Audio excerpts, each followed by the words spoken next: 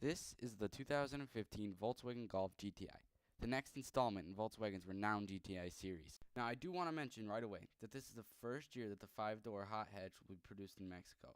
And after they announced this, skepticism mounted, and so did the pressure on Volkswagen to succeed. Good thing they perform under pressure, because not only did they set the bar higher, but they did it with a cheaper price because of that move.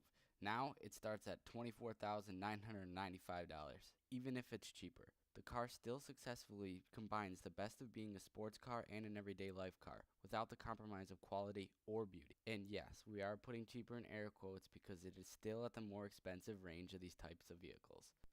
Back to the car at hand, which of course we could never forget is a GTI. Yeah, the badge with a huge history and following behind it, and then this year, Volkswagen just pushed it a little bit farther. With a turbocharged 2.0-liter engine setting 210 horses to the front wheels, it speeds along from 0 to 60 in 5.8 seconds. With that large powerhouse comes massive brakes and bright red calipers bursting out from behind the beautiful redesigned rims. Being a track car and all, you can't forget that there's an easily accessible sport mode and traction control button. Now this is great and all, especially for petrol heads like me, but what about the everyday life? Not everyone is going to be constantly shredding the tracks with this vehicle. Well, don't you fret, young one, because the GTI has you covered there too.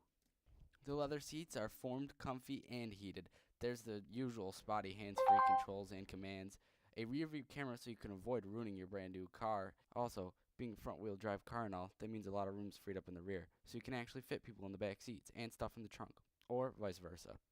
Now, on a more serious note, one of the most amazing things about all this is the combination is done with very little sacrifice. And quality is never forgotten about. Everything from the climate control dials to the door handles just feels solid. This quality feeling continues into the best part of the GTI, the drive. It's really hard to put into words what being behind the wheel feels like. Honestly, the transmission is brilliant and crisp. The engine is magnificent, and even in the normal mode, the corners are tight and quick.